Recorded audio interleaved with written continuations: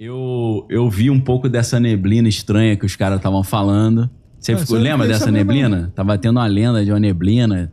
E eles falavam que tem um cheiro de produto químico. E realmente tinha. É mesmo? Um dia eu tava chegando à noite assim, aí desceu uma neblina estranha com fedor de produto químico. Eita. Curiosamente, provavelmente é uma coincidência, mas foi estranho. Não era cheiro de amônia, não, né? Não, era cheiro de coisa química mesmo, de, sei lá, plástico queimado. Aí, eu nunca tinha tido faringite. Com pus, né? Laringite, sei lá, com pus. Tive, Caramba. tomei antibiótico. Aí uma amiga que tava com a gente teve também. Aí eu pensei, acho que eu passei pra ela. Só que aí o filho de um amigo nosso que eu não tinha contato também teve pus na garganta. Aí eu falei, porque a história que tava rolando é que pegaram amostras dessa neblina e tinha algumas bactérias nessa neblina. Aí tudo bem, né? Eu só pensei nisso depois, né? Falei, caramba, será que tem a ver? Eu falei, acho que não, deve ser viagem da minha cabeça, né? Não é possível. Que doideira. Mas foi uma coincidência estranha. Mas ela tava ali em cima do... Ficava muito na Flórida ali, na Flórida inteira, Caramba. Rolou um boato. Aí puxaram um projeto que o Exército, a Marinha fez nos anos 60. Eu esqueci o nome, é um projeto muito bem documentado, que eles liberaram bactérias no litoral pra ver como é que elas iam se movimentar. 10 pessoas pararam no hospital e um morreu, que era uma bactéria também, Pena que eu esqueci o nome do projeto. Se me der um tempinho, eu acho aqui o link. Aí os caras estão falando projeto tal 2.0, né? Falei, pô, mas vai cair logo na minha cabeça aqui. Não vem quando eu tô aqui, testa cara. isso na tua avó lá, pô.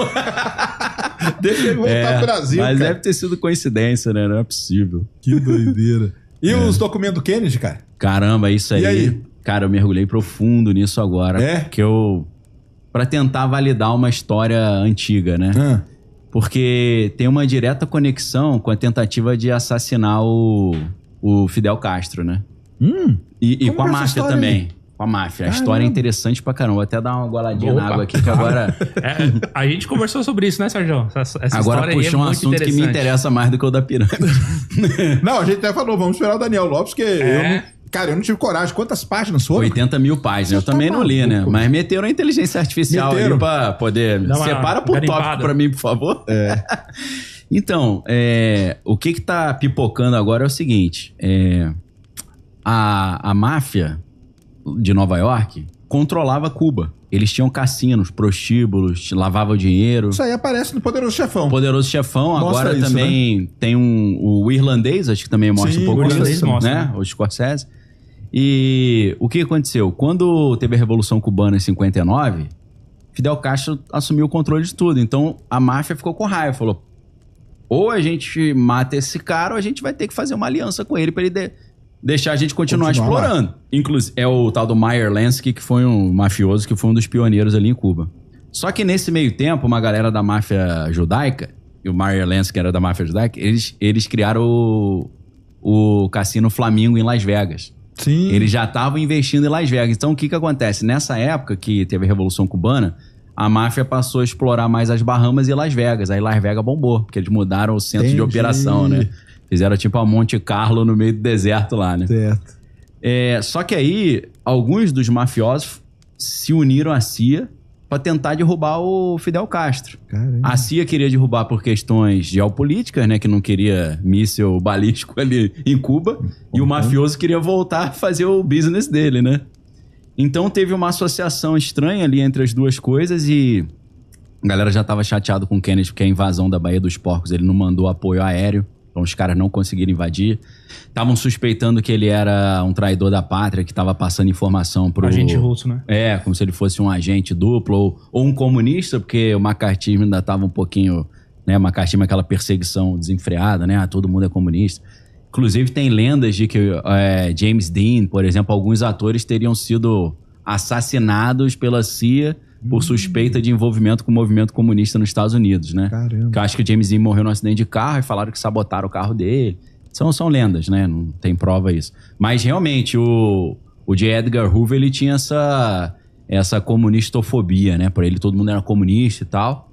Então ele usava a ferramenta que ele tinha criado, que era o FBI, para perseguir esses caras que ele cismava que eram comunistas, né?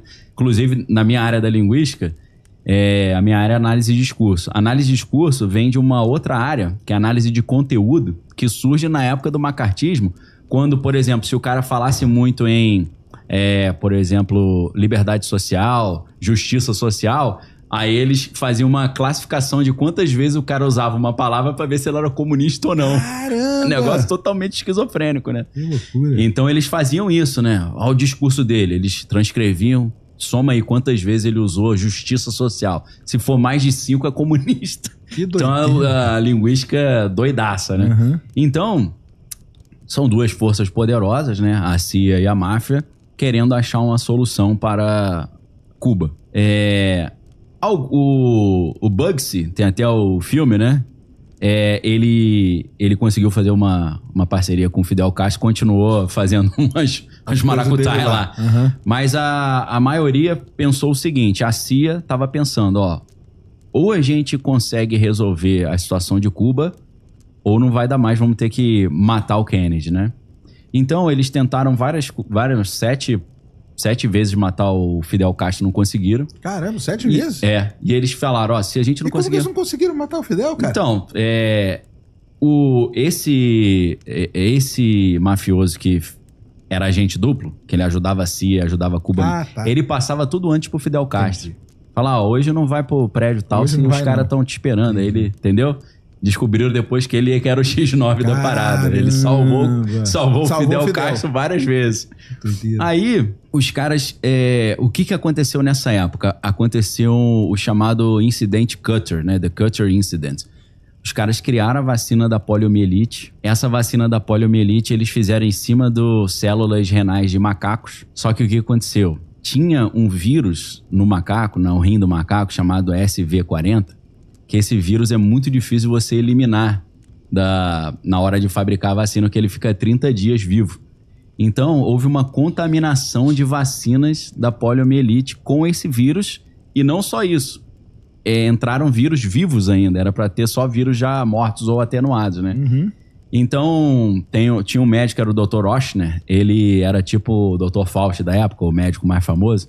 E aí começou essa história, a vacina tá contaminada. Ele, não tá contaminada, eu vou provar pra vocês. Pegou o neto e a neta e vacinou na frente de todo mundo. O neto morreu de pólio e a neta ficou paralítica. Caramba! Aí foi uma encrenca do caramba. Aí, o que eles fizeram? Como sempre fazem, né? Vamos fazer do limão a limonada. Pera aí. Então essa vacina tinha vírus vivo, mas também tinha esse vírus do macaco, que é Simian Virus 40, né? Porque tinha outros 39. E eles descobriram que o 40 era as pesquisadoras, que era a Mary Stewart e a outra era Bernice Eddy.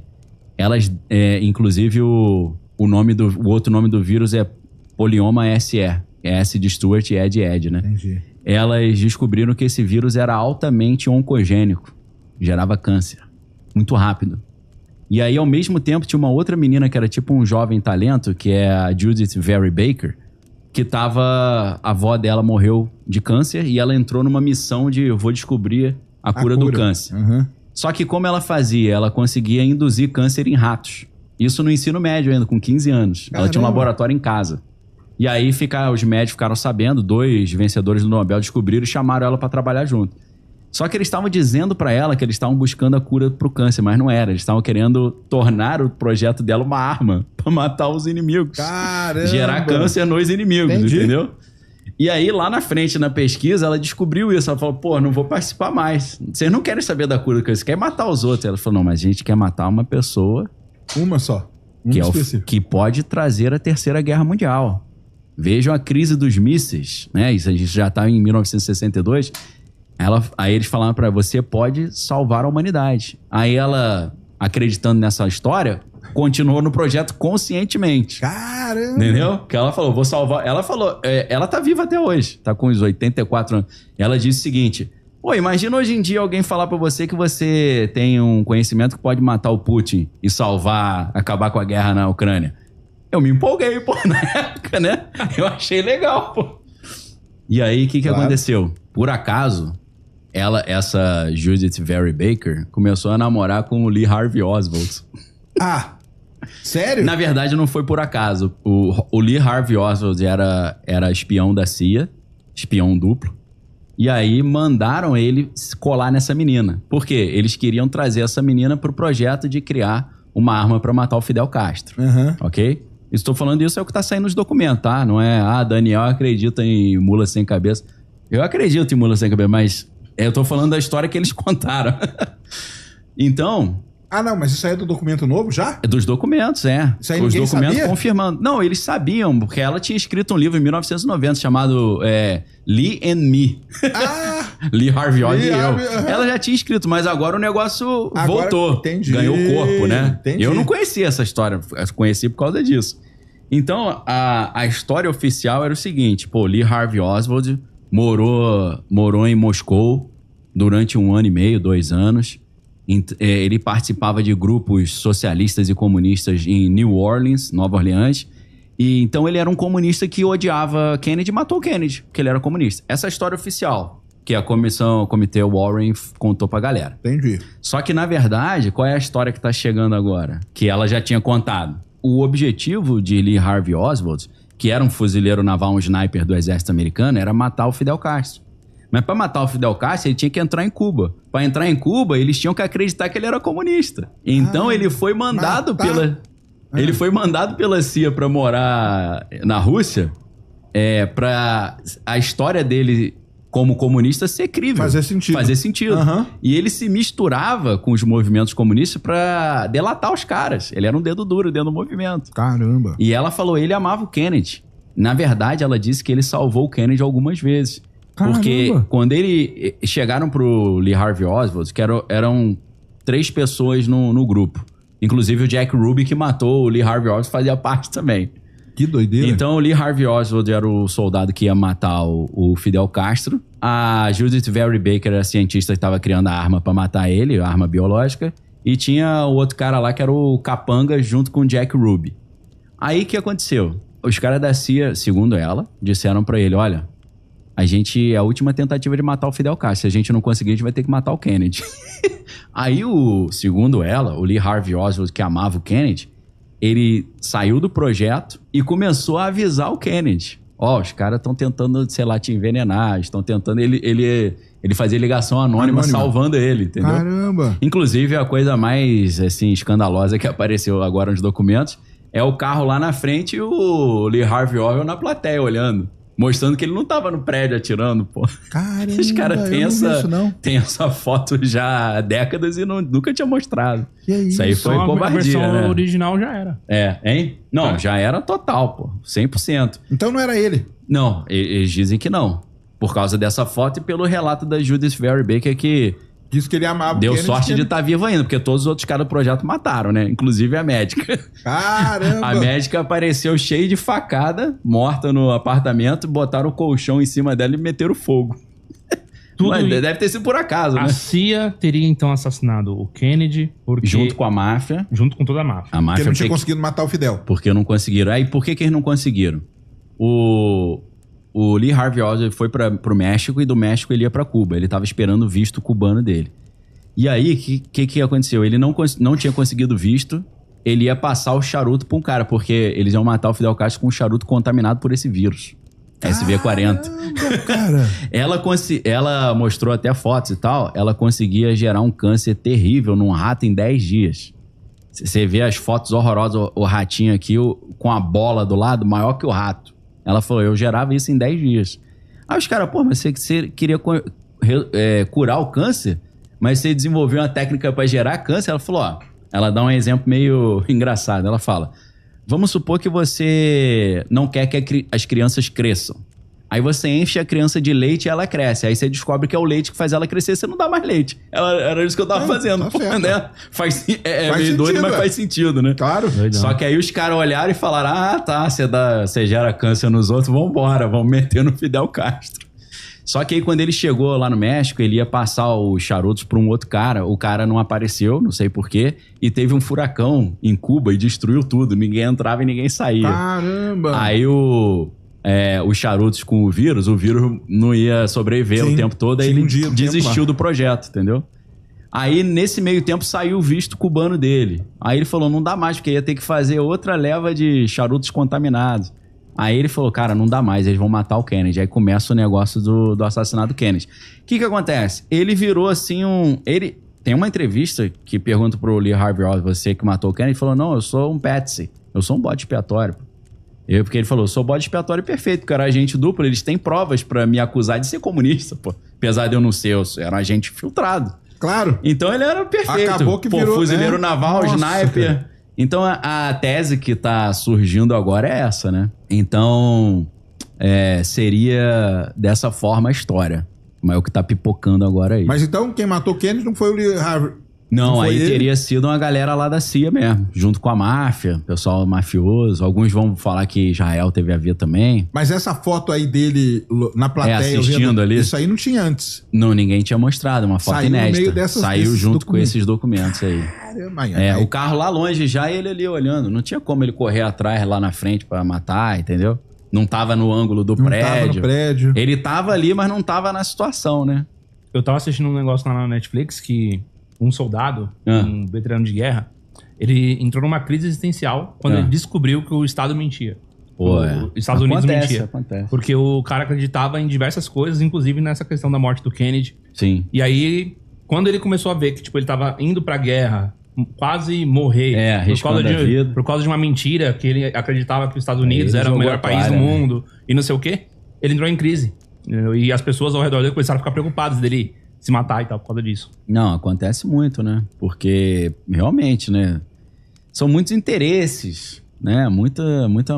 O fato de existir agência de espionagem, uma agência secreta, e o fato de existir documento classificado, significa que alguém tá escondendo alguma coisa. Eu vi a foto do carro depois, é horrível, né? Sim. Não, saíram fotos da autópsia dele agora, ele com a cabeça estourada, coisa horrorosa, Estão aparecendo. É horrível, porque quando dá o tiro, a Jaqueline, né? Ela vai pegar os pedaços, tenta botar no lugar, né? Não, aí já apareceu gente falando que quando ela vira assim pra ajudar o Kennedy, ela que deu o tiro, que ela tava com a arminha pequena na mão.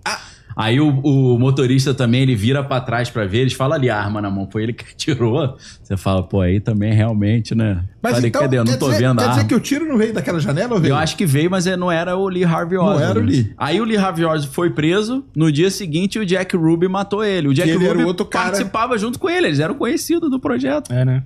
E o Jack Ruby, aí dizem que tinha uma psiquiatra que ficava visitando ele na prisão, e ela era envolvida com alguns projetos também da CIA, aí rola uma lenda que ela envenenou o Jack Ruby, que ele morreu de um infarto, assim, do nada. Porque tem um cara desse vivo é perigoso também, né? Pô, com certeza. E a Judith Vary Baker, que era essa namorada do Lee Harvey Oswald, ela falou que só não morreu porque os caras falaram pra ela, ó, se abrir o bico, morre. Mas ela disse que mandaram um mafioso pra matá-la, ela morava na Flórida nessa época. Sabe qual é o nome do mafioso? Traficante. Traficante é o nome do cara. Traficante Jr. Aí ela falou, mandaram o Traficante pra me matar, mas ele, sei lá, acho que porque eu era menina, era jovem, e eles falaram, ó, fica aí na sua, só não abre o bico. Aí ela esperou morrer todo mundo, né, em 1990, 99, eu acho, ela publicou o livro. Aí deu entrevista pro 60 Minutes, começou a aparecer na mídia. Ela que contou essa história primeiro. Ela criou o museu Lee Harvey Oswald no Harlem, lá em Nova York e tal. Então ela tá contando essa história há muito tempo, mas não tinha tido repercussão. Não tinha comprovação e não ganhou muita. Agora tá começando. Agora com os documentos tá tudo lá. E tem um médico também que participou dessas pesquisas, que ele tava fazendo residência na época, que é o Jack Cruz. Ele também tem confirmado algumas dessas histórias. Que é um coroa. Mas o documento já fala que não foi o Lee mesmo. Então, ele não... A gente não tem um negócio assim, a gente sabe que não foi o Lee Harvey. Mas entra essa questão da máfia, entra essa questão que eles estavam querendo eliminar o Kennedy. Entra algumas coisas de Israel também. Porque Israel... Israel é de 1948, já tinha bomba atômica. Aí acho que era o Eisenhower na época, né? Eles falaram, a gente precisa da bomba atômica. Falou, de jeito nenhum. Aí quando entrou o John Kennedy, eles falaram, ajuda a gente aí pra ter uma bomba atômica aqui, né? Somos só nós e tá todo mundo querendo acabar com a gente. Ele falou, o Kennedy falou, não só vou proibir de ter, como vou mandar uma equipe aí pra fiscalizar as pesquisas de vocês. Aí dizem que isso aí deixou os caras pé da vida. Eles falaram, vamos ter que eliminar esse cara. Eu entendi. Entendeu? Aí tinha uma galera querendo eliminar o Kennedy, pô, a máfia, Tem de repente um outro terceiro elemento aí, uma pesquisa. Os alienígenas? Não, eu sei que você conhece o Faca, né? Sei, o Facura, ele trabalhou... Ele trouxe outra Ele hipótese? Trabalhou em Wall Street, sim, eu sei. Conheceu lá toda a galera, enfim. Alto nível, né? Os Bilderberg, Soros e tudo mais. Entendi. E lá, quando ele tava no JP Morgan, inclusive, ele teve acesso a algumas pessoas que conversavam a respeito do Fed. Até então, só um presidente na história mexeu na história do Fed.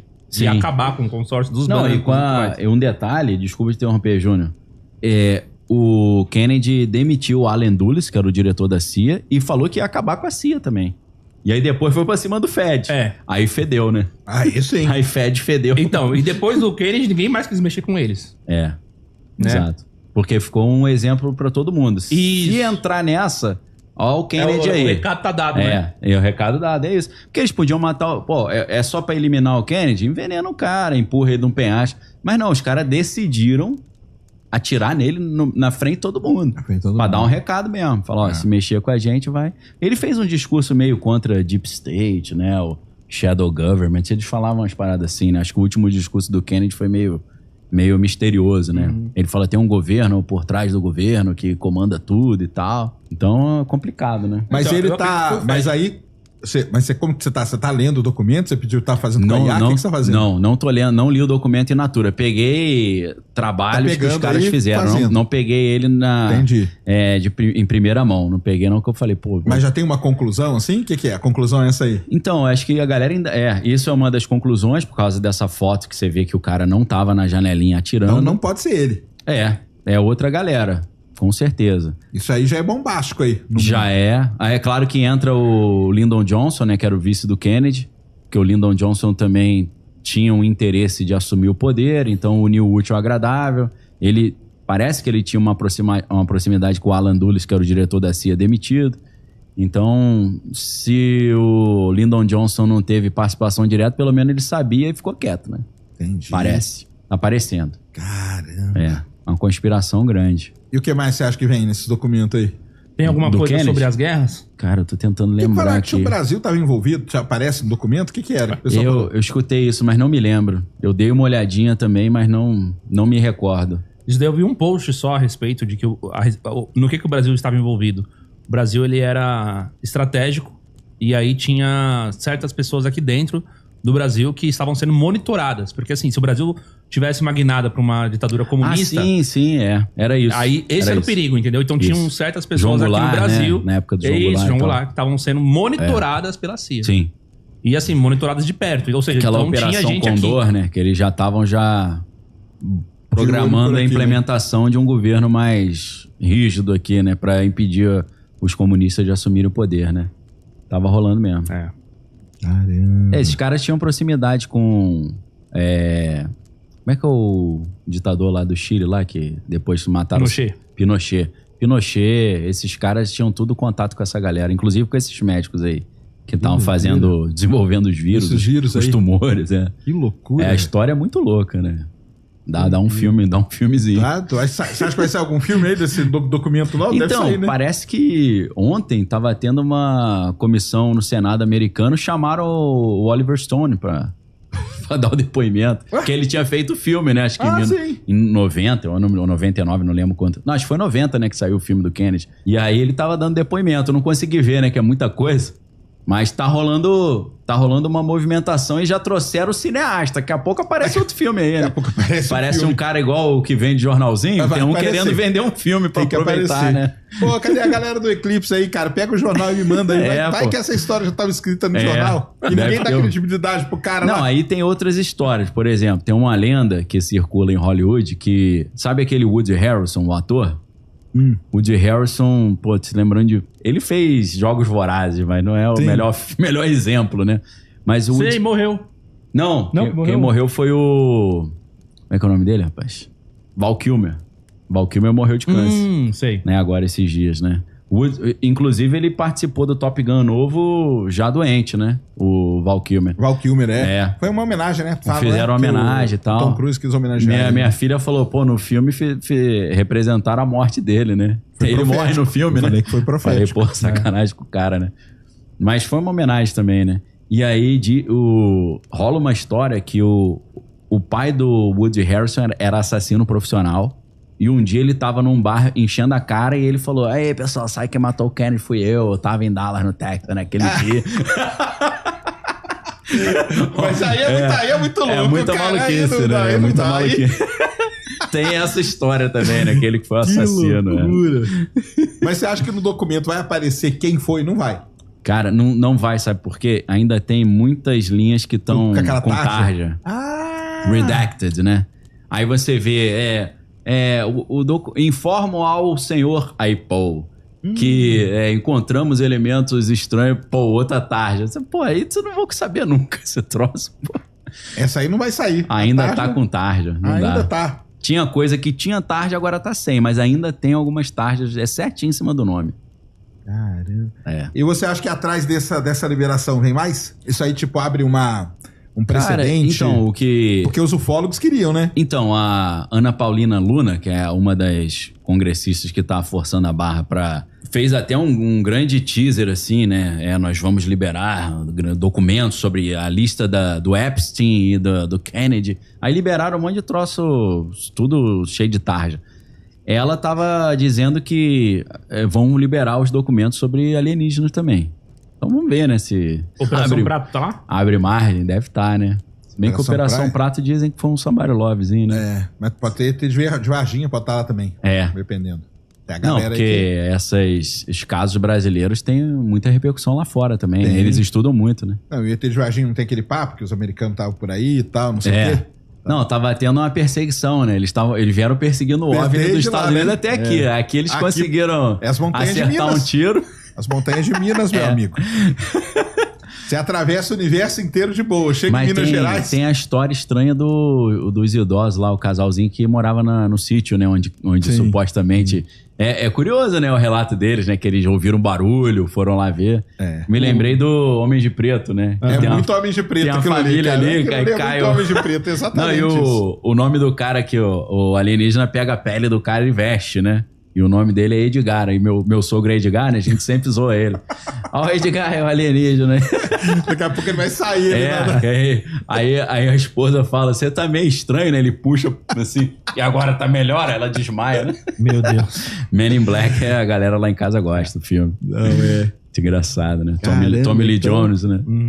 Existia essa busca mesmo. Existia. Isso tá documentado não só pelo nazismo, mas também os Estados Unidos fez também testes psíquicos. Sim. Total. Com soldados e tudo mais. Exato. É mesmo. Vou dar o nome dos projetos todos dos cientistas e das universidades e das bases militares, né? No caso dos Estados Unidos, por exemplo, o projeto Stargate, que era para criar paranormais do exército, era no Fort Meade, né? E tá muito bem documentado no livro Os Homens que Encaravam Cabras, né? O livro, não o filme. Porque encaravam cabras, que coisa específica. Então, o que aconteceu? Aí isso é anos 70, depois eu volto na Segunda Guerra Mundial. Os Estados Unidos começaram a realmente acreditar que os russos tinham espiões paranormais, por causa de algumas coisas estranhas que estavam acontecendo, algumas das quais a gente vê um pouco em Stranger Things, né? Aquele tipo de coisas. Porque, vou dar um exemplo, códigos códigos atômicos que um general tinha, vazaram. Então o que eles pensaram? Pô, esse cara passou esses códigos altamente sigilosos para os russos. Só que aí o que eles fizeram? Eles espionaram o cara durante um bom tempo e viram que ele não tinha comunicação nenhuma com nenhum russo ou com ninguém, que ele realmente não passou. Uma galera começou a desenvolver uma teoria que pareceu muito louca na época, que eles falaram o seguinte: olha, eu já sei como os russos roubaram esses códigos. Os espiões paranormais russos acessaram o sonho do general e roubaram através do sonho dele. Tipo Inception. Tipo Inception do Christopher Nolan. Pra você ver como é que Christopher Nolan brinca com coisa que tem fundo de verdade. Deve ser mentira, mas tem fundo de verdade, né? Então começou essa história. Aí, um cara que era o general Albert Stubblebine, que ele infelizmente falecido já, era general 3 estrelas do exército, ele comissionou um coronel chamado Jim Channon para pesquisar isso aí. Ele chegou para esse cara e falou: ó, eu vou te dar 2 anos para você se disfarçar e descobrir essa parada se é real. Aí beleza, o cara sumiu do mapa 2 anos, voltou, cabeludão, hippie, com a roupa toda estampada.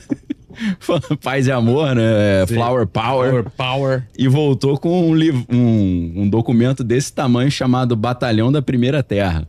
First Earth Battalion, ou Primeiro Batalhão da Terra, melhor traduzindo. Ele falou, aqui tá tudo que eu descobri, como é que faz, o que eles fazem, como é que é o protocolo e tal, é só aplicar. Aí o cara falou, pô, mas como assim? Então eles começaram a pegar alguns paranormais. O primeiro que eles usaram foi um cara chamado Ingo Swann, é o nome dele. E eles começaram a fazer umas pesquisas num negócio chamado SRI, que é Stanford Research Institute. E o físico que era o responsável era um cara chamado, tá vivo ainda, Hal Puthoff. E nessas pesquisas, o que eles faziam? A ideia era a seguinte, ó, no prédio do outro lado da rua tem um armário com o número 13. Dentro desse armário, na gaveta 4, tem um desenho que a gente botou lá. O que tá desenhado nessa folha de papel? O cara tinha que descobrir. Aí, a maioria das vezes eles erravam. Às vezes eles acertavam. E aí os caras estudando esse Ingo Swann, eles perceberam que quando ele acertava, ele tinha uns tiques nervosos, assim, dava umas piscadas. E eles falaram, quando ele acerta tem esse tique. Então eles fizeram uma análise das ondas cerebrais dele, descobriram o que acontecia no cérebro dele quando ele acertava. Sim. E em cima disso, eles criaram o protocolo daquilo que ficou conhecido como Remote Viewing, que é visão remota. Que é o cara conseguir, através de desenhos e de uma percepção extrasensorial, descobrir coisas que estão à distância. Então, aí eles refinaram de um acerto de 20% para um acerto de 70%, por exemplo. E, por incrível que pareça, um dos caras que participaram dessa primeira fase do projeto foi ninguém menos do que o Uri Geller. É mesmo? O Uri Geller participava. O cara que entortava garfos. Entortava os garfos. E, inclusive, o livro, Os Homens que Encaravam Cabras, que é bem diferente do filme. O filme é uma comédia em cima de uma história real. Mas representa os personagens originais do filme, que é o Joseph McMonagall, o Major Ed Dames, o Jim Channel, né? O Jim Channel é o Jeff Bridges que faz. O Major Ed Dames é o Kevin Spacey. O Ian McGregor faz o papel do jornalista, do John Ronson. Então, o livro começa com o jornalista entrevistando o Uri Geller. Pô. E ele falando, eu participei desse projeto mesmo, projeto Stargate. A história do Uri Geller é muito estranha, porque o Uri Geller, ele era membro do exército de Israel e dizem... Ela mora lá. É israelense mesmo, né? Daí o nome, né, diferenciado. Aí é o Ingo Swann, esse é o Ingo Swann. Mostrando ali o Remote Viewing, né, os desenhos. Tem desafios ao vivo que eles fazem, é sensacional. O cara acha a criança perdida. O cara... fizeram um com o outro cara, que é o Joseph McMonagall. Um jornalista da BBC tava na rua e ele tinha que desenhar onde o jornalista tava. Ele desenhou perfeito a ponte, a torre, em tempo real. Então é um negócio impressionante mesmo. Ó, o Uri Geller entortando os garfos lá. Então a história do Uri Geller é muito interessante porque dizem, né, que, por exemplo, ele tava assim no quartel, aí passava um blindado, ele encostava um blindado e parava. Pô. Aí ele entrava num prédio e fazia uns negócios lá, caía a luz do prédio. Então ele fazia essas brincadeiras assim pra divertir a galera, né? Tinha alguma coisa. Tinha algo estranho, né? E aí ele previu aquela situação que aconteceu em Munique, que pegaram os atletas de Israel, né? Tô tomando cuidado com os termos aqui pra não dar zebra. Que infelizmente vários acabaram perdendo a vida. Fez um filme também. Exato. Então, o que ele fez? Ele, através, usando essas técnicas, ele visualizou isso. E ele falou pro pessoal, não mande os atletas para essa Olimpíada que vai dar problema. Os caras zoaram ele e aconteceu. Aí ele falou, nunca mais trabalho para vocês. Nunca mais, porque vocês não acreditaram em mim. Várias vezes. O que aconteceu? Aí ele foi trabalhar pra CIA e pro exército americano fazendo o projeto Stargate. Então, assim, o Uri Geller participava e... O major general, né, que é o general Albert Stolbein, ele falava que o objetivo último deles era desenvolver... São habilidades, assim, como essa de Remote Viewing, mas o topo seria matar uma cabra só olhando pra ela. Por isso o nome. E aí os caras perguntaram, mas vocês chegaram a esse ponto? Ele falou, chegamos. A matar? Ele falou que sim. Porra! O John Ronson no livro, que é um livro de jornalismo investigativo, né? Não é um livro de teoria da conspiração. Inclusive o cara é cético, né? Ele vai pesquisando, falando, não acredito, acho que é mentira, esses caras são loucos. Mas ele falou que ele viu um dos caras dar um nocaute num camundongo. Ele achou até que o camundongo tinha morrido. O camundongo tava numa jaulinha, aí o cara ficou olhando pro camundongo, do nada o camundongo caiu. Porra! Caiu de barriga pra cima. Aí depois ele voltou. Aí falou, isso foi o máximo que eu vi. Eu nunca vi ninguém matando cabra olhando, não. E ele dizia também que o objetivo era os caras passarem por paredes, conseguir passar pela parede, né? E aí, então, daí o nome Os Homens que Encaravam Cabras, que criou esse projeto Stargate, que é o primeiro batalhão da Terra. Isso tudo nos anos 70? Isso nos anos 70, mas o projeto continuou. Na verdade, o que aconteceu? Quando esse projeto chegou na mídia, aí eles tentaram dar uma escondida no projeto. O que eles falaram? Não, esse projeto já teve, mas a gente está encerrando porque a taxa de acerto é muito pequena. A taxa de acerto é só 20%. Aí o Joseph McMoneagle, que é eu acho, não sei se ele é sargento do exército, ele tá com 80 anos já. Ele falou o seguinte, olha, não é bem assim. Por quê? A nossa taxa de acerto era 20%, isso é verdade, mas tem um porém. O que a CIA e a inteligência do Exército, da Marinha e da Aeronáutica não conseguia resolver, assim, os casos irresolvíveis, eles passavam pra gente, pro projeto Stargate. Ou seja, dos casos irresolvíveis, a gente resolvia 20%. Ah, tá. Que é uma taxa maravilhosa, não é não? Então, o que aconteceu? Eles fizeram o que no meio da inteligência chama um hangout limitado. Um limited hangout. O que é isso? Quando a mídia descobre uma coisa que não deveria descobrir, eles apresentam um pedacinho do negócio e falam, não, realmente existe essa coisinha aqui. E eles escondem o resto do projeto e mudam o nome e mudam o lugar. Entendi. Então, o que o Jon Ronson falou é que o projeto continuou, principalmente foi reavivado depois do dia 11/9/2001, lá em Nova York, né, das Torres Gêmeas. Eles reativaram esse projeto. Então, dizem que esse projeto está em força total aí até hoje, já é a, sei lá, 10ª geração desses soldados paranormais aí. As pessoas precisam conhecer, acho que divide em dois, né? Os que acreditam que realmente tem a conspiração e os outros que falam, não, tudo invenção. Hoje a conspiração está devidamente comprovada, né? Se você estuda apenas a Operação Mockingbird, né? Em que a CIA contratou centenas de jornalistas para passar a visão oficial que eles queriam. Fala um pouco dela, então. Vamos começar então, com ela. A Operação Mockingbird foi uma estratégia de operação psicológica da CIA, né? Para utilizar ícones da mídia norte-americana para passar a visão de mundo, que naquela época era uma visão de mundo anticomunista, né? Contexto de Guerra Fria. É a mesma coisa que a Rússia... Esse aí teve a ver com o MK Ultra ou não? Não. MK Ultra foi outro programa. MK Ultra já... Se você quiser... Não, pode falar do MK Ultra também. Aqui, ó... Tá tudo documentado. Não é nem isso que eu ia falar. Se você tiver tempo, a gente vai embora, entendeu? Porque tem aqueles programas que tem um tempinho certo, né? Outro já o cara fica à vontade. Então, o Mockingbird tem mais a ver com mídia. MK Ultra é controle mental, né? Aí já é um outro nível de problema. Eles aprenderam isso com os nazistas, né? Quando terminou a Segunda Guerra Mundial, a CIA, muito sabiamente, como é comum, né? A Rússia levou uma parte dos cientistas alemães para o território russo. Os Estados Unidos levou uma outra parte para os Estados Unidos. Tanto que o Major Werner von Braun, né? Que era da SS, que é a tropa de elite lá do Hitler, ele foi para os Estados Unidos e criou a NASA, né? Ele era um engenheiro espacial, né? Inclusive dele saem várias informações assim bem estranhas, né? Porque no leito de morte ele confessou para Carol Rosin, que era a secretária dele na Fairchild Technology, ele confessou que havia um plano para instaurar uma tirania global que seria feita em várias etapas, criando vários bichos papões, né? Primeiro bicho papão seriam os comunistas, obviamente. Depois os terroristas islâmicos. Depois os países latino-americanos. Depois os meteoros, depois os alienígenas. Então acho que a gente já está na fase alienígena, né? Depois que em 2017 o New York Times fez uma matéria dizendo que o Pentágono reconheceu que existe alienígena. Nossa, que estranho, né? Eu acho que eu sou a única pessoa no Brasil que aborda o tema ufologia alienígena a partir de uma ótica de operação psicológica, né? De controle da opinião pública e de estratégia bélica, né? Então, assim, o MK Ultra é quando a gente fala Mengele, né? Mas Josef Mengele em alemão. Ele foi para os Estados Unidos e ele continuou ensinando ali ensinando e continuou pesquisando as pesquisas que ele fazia lá com os pobres coitados lá, prisioneiros, né? Então, isso... Eles usavam muito algumas substâncias ilícitas, né? Não sei se é legal falar aqui também que tem problema. Sei, acho que pode cair.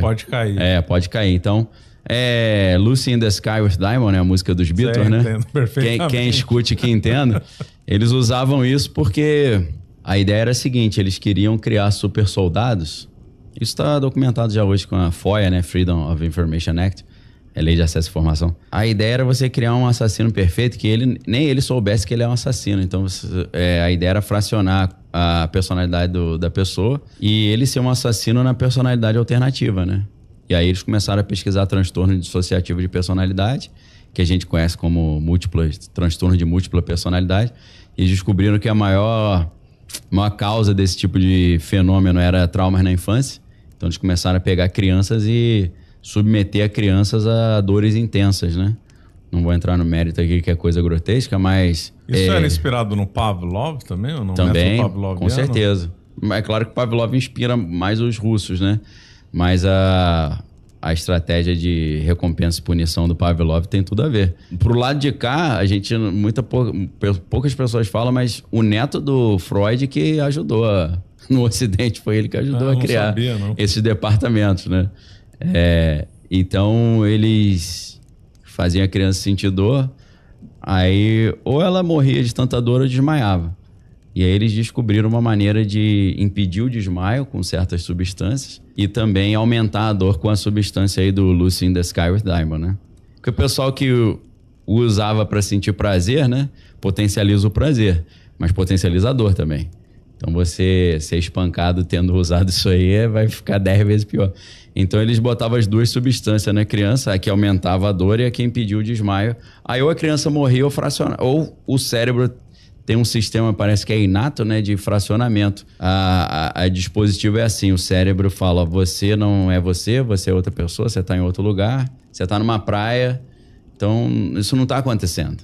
Então aí fraciona, como se fosse particionar um HD, né? Então esse tipo de pesquisa, utilizando essa substância, essas estratégias, o Mengele levou para os Estados Unidos e deu origem ao MK Ultra, né? Por isso que não é MC Ultra, né? Porque control em inglês é com C, né? Mas em alemão é com K, por isso que é MK, que vem da Alemanha. Eu não sabia que era por causa que era MK. Control é com K e é na Alemanha, né?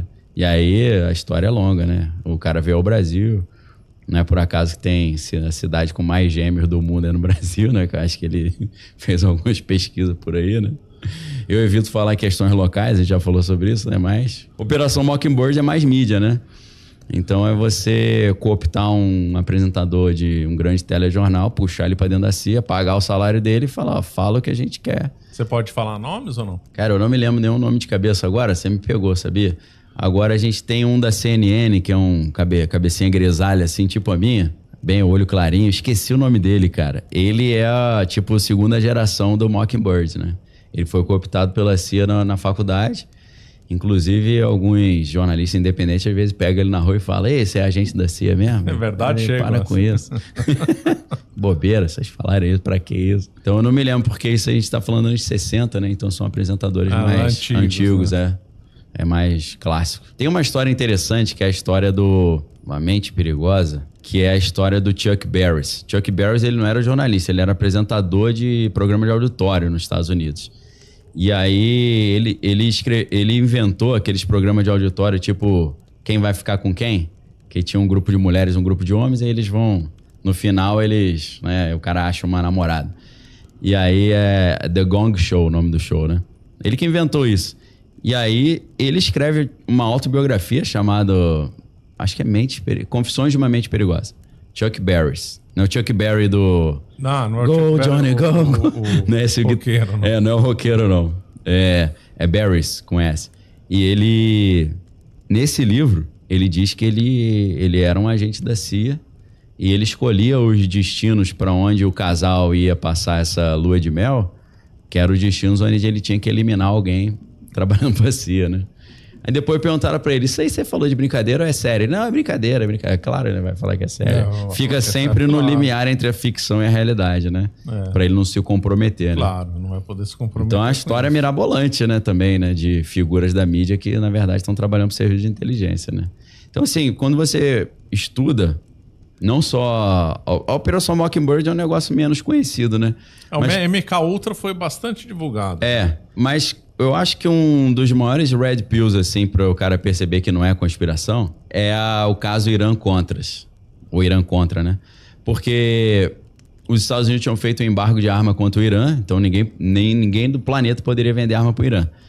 Mas os próprios Estados Unidos vendiam arma para o Irã. Foi um escândalo no mercado negro. No governo Reagan, anos 80. Exato. Anos que é tipo, os fins justificam os meios, né? É para combater os comunistas na Nicarágua, né? Então, para financiar os contras na Nicarágua, eles vendiam arma para o Irã.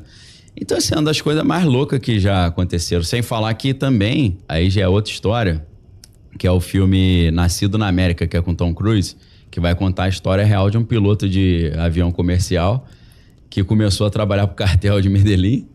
E aí a CIA e o DEA, né, que é o pessoal das drogas lá, enquadraram ele e falaram, que isso, tá fazendo transporte de substância ilícita aí?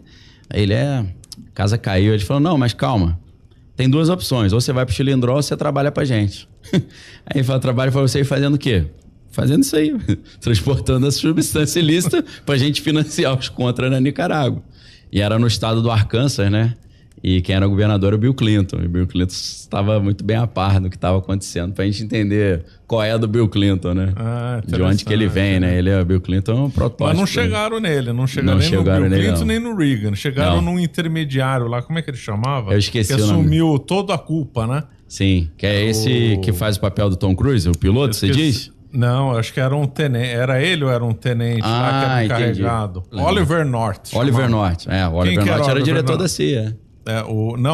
Então, ele que assumiu a culpa no tempo do Reagan e abafou o caso no Irã contra. Na verdade, eu fui numa região lá, fronteira com a Nicarágua, onde era a base do Oliver North. Ah, é? Tem uma praia chamada Ollis Point, que é o point do Oli, né? Aí você fala, por que é Ollis Point? É onde o Oliver North tinha uma base ali da CIA, que fornecia infraestrutura para os contras na Nicarágua, que é na Costa Rica, mas é a fronteira com a Nicarágua. Então é isso aí, Oliver North. É isso aí mesmo. Oliver North, que acabou parando nele e o caso foi todo abafado. Ficou por isso mesmo.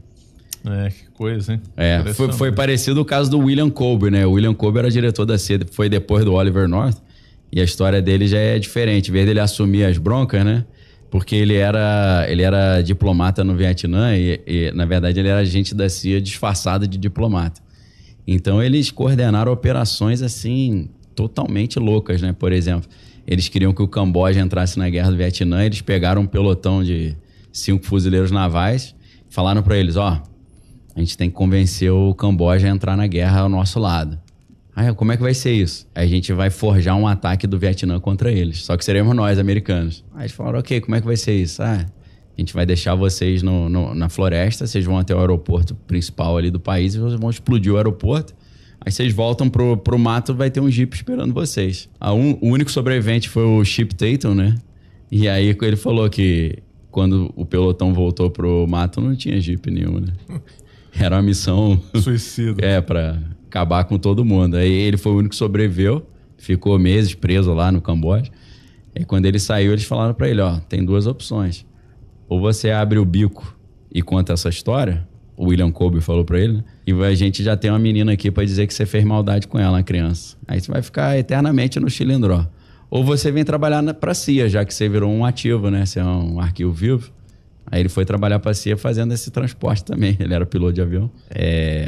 E aí depois ele contou a história e sumiu do mapa. Foi morar no Equador, né? Não sei onde é que ele voltou para os Estados Unidos e acabou sendo preso, mas eu não me lembro como é que terminou a história do Chip Tatum.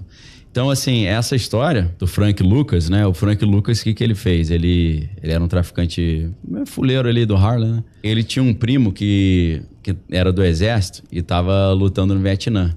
E o primo falou para ele, aqui a gente consegue comprar mercadoria na fonte, hein? Se você comprar direto aqui e eu faço a ponte, você vai pegar uma qualidade muito melhor e bem mais barato, que você vai eliminar os intermediários.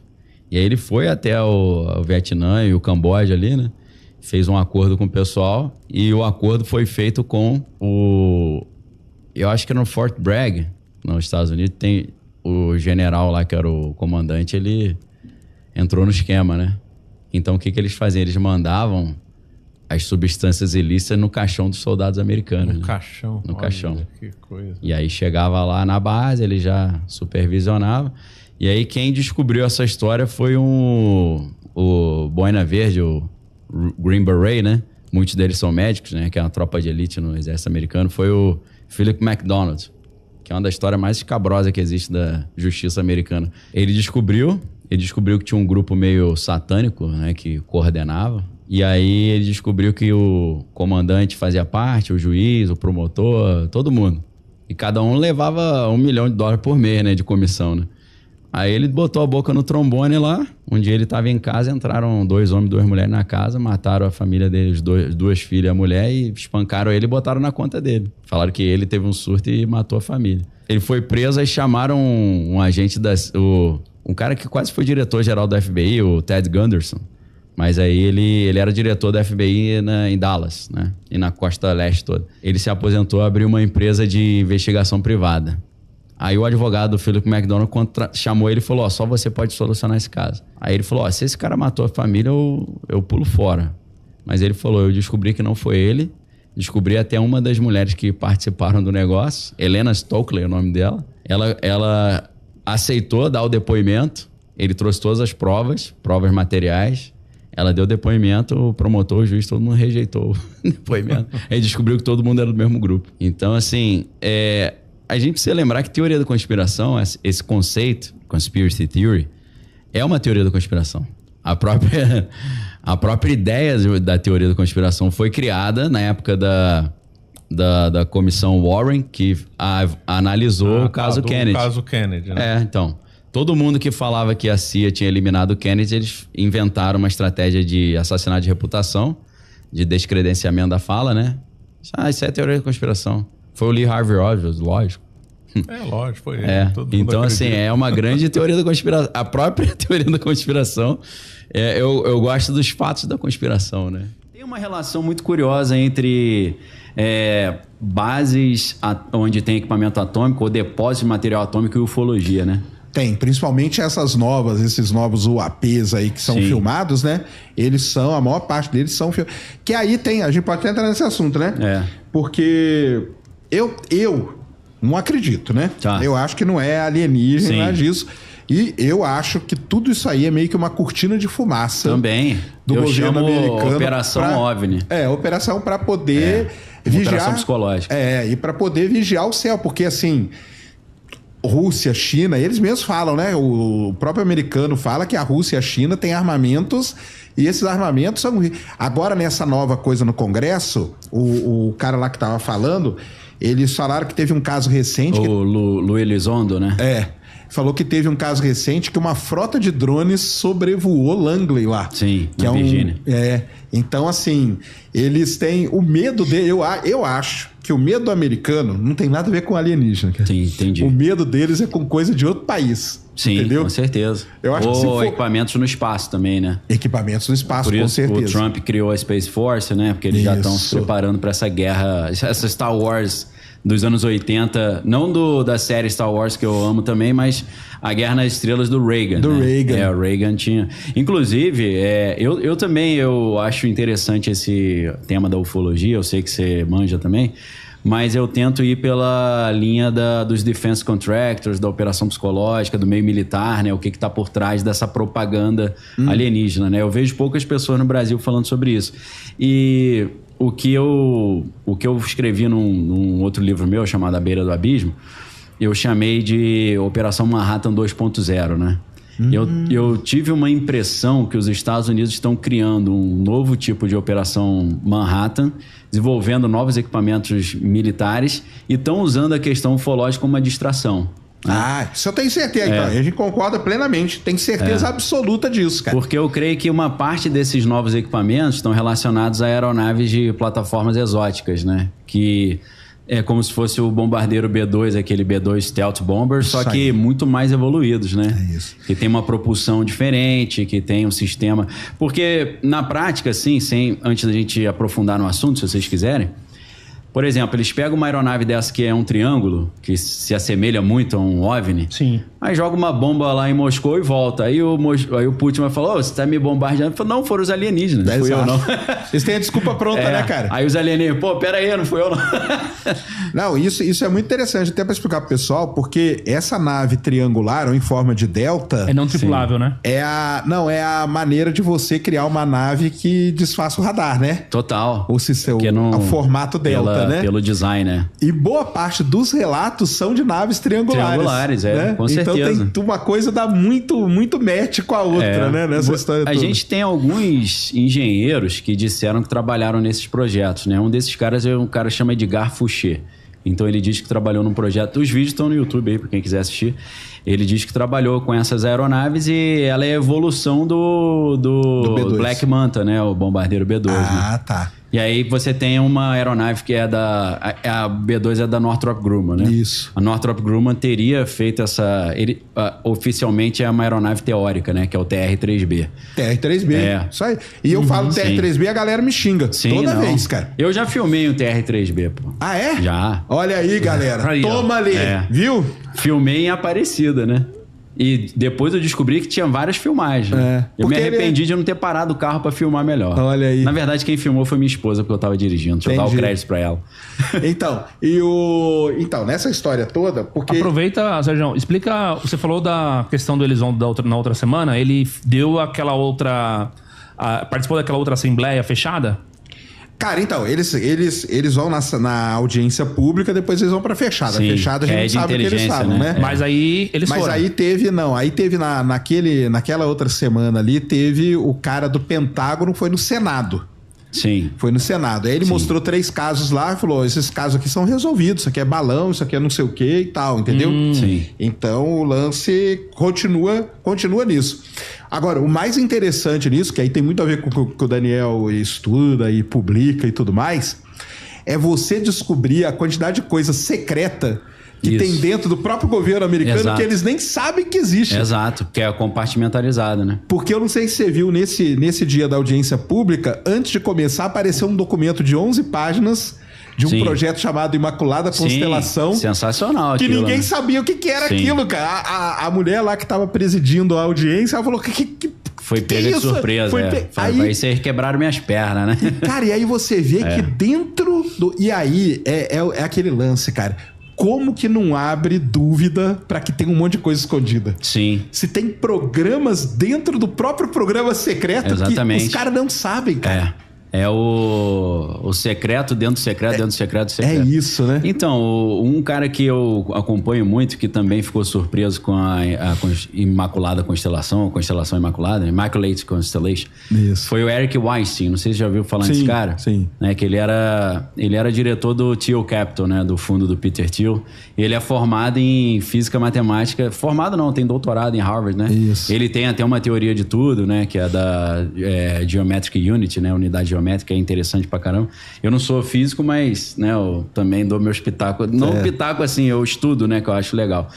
Ele falou, cara, eu tentei pesquisar de todas as formas e não consegui achar nenhum documento. Aí o Michael Schellenberger vem e traz Imaculada Constelação. Ele falou, pô, aí sim, parabéns, achou alguma coisa. Porque ele fala, cara, não tem documento e não tem um físico pra explicar, né? Exato. Apesar de que ele conversou, o Eric Weinstein conversou recentemente. Ele era um debunker de ufologia, hoje ele tá mais aberto a essa questão militar, né?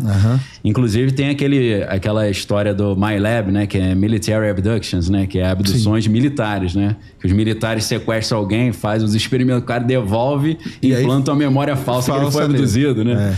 Porque no MIB tem isso, né? Às vezes. Igual o MIB, exatamente. É isso aí. MIB é inspirada em fatos reais, né?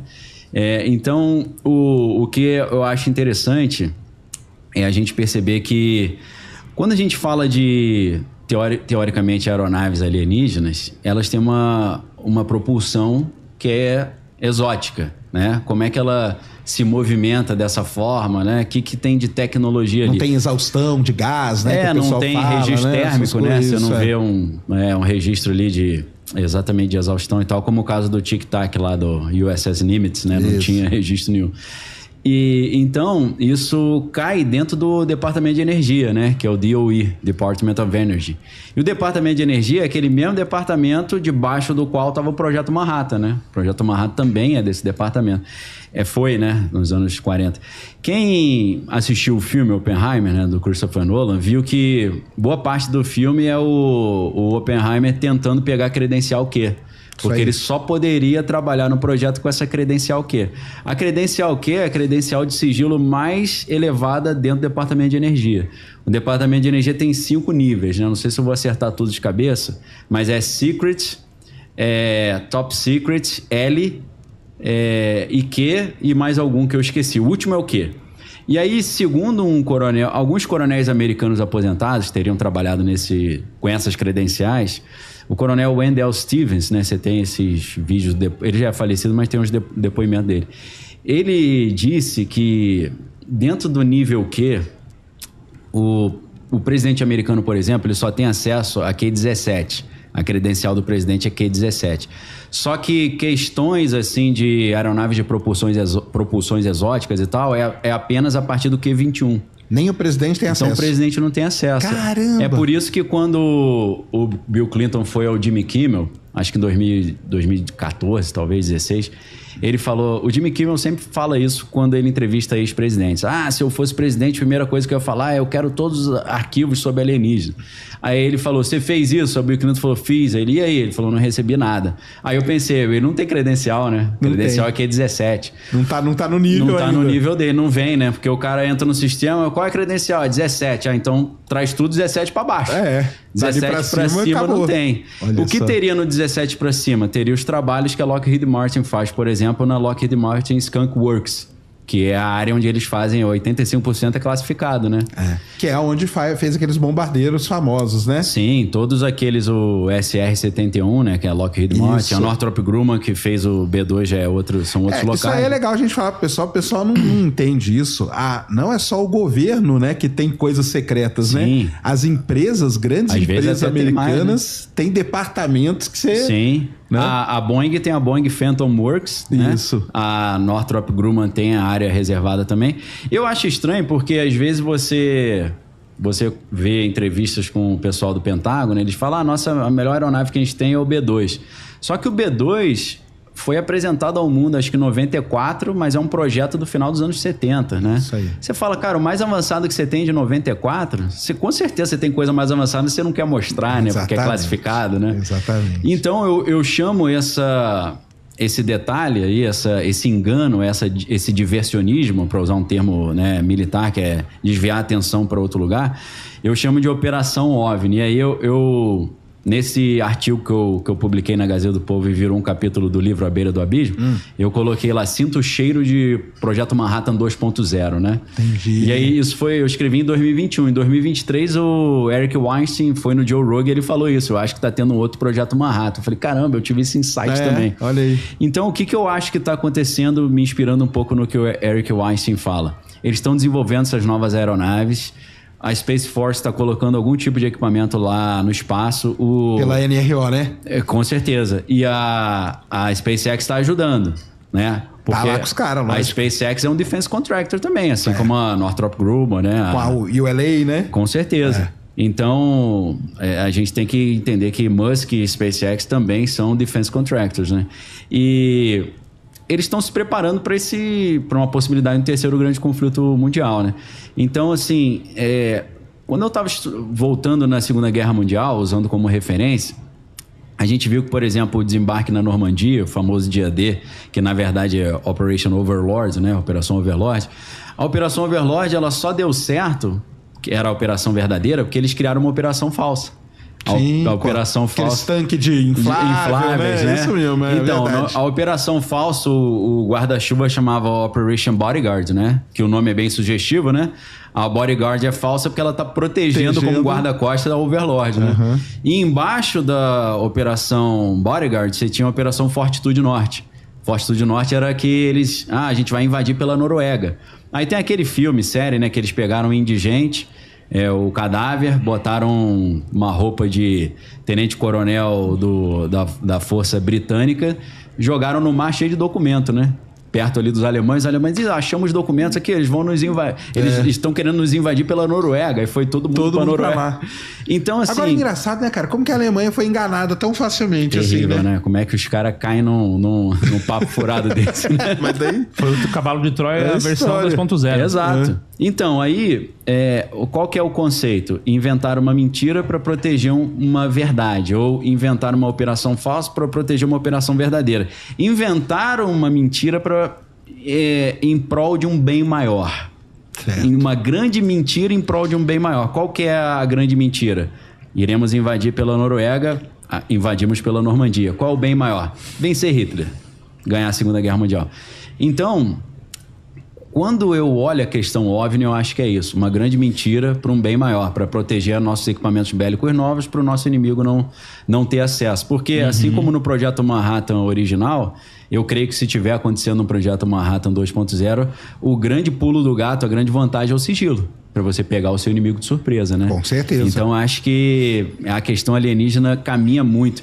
Principalmente quando a gente lembra que Ronald Reagan falou 4 vezes, inclusive em 1987 ou 89, na Assembleia Geral da ONU, ele fez ali uma apresentação falando que se tivesse uma invasão alienígena, acabaria todos os problemas da humanidade, ia acabar a Guerra Fria, porque União Soviética e Estados Unidos teriam que se unir para vencer. Aí a gente que viu aquilo falou, isso é palhaçada, né? Só que ele tinha conversado isso com o Gorbachev já.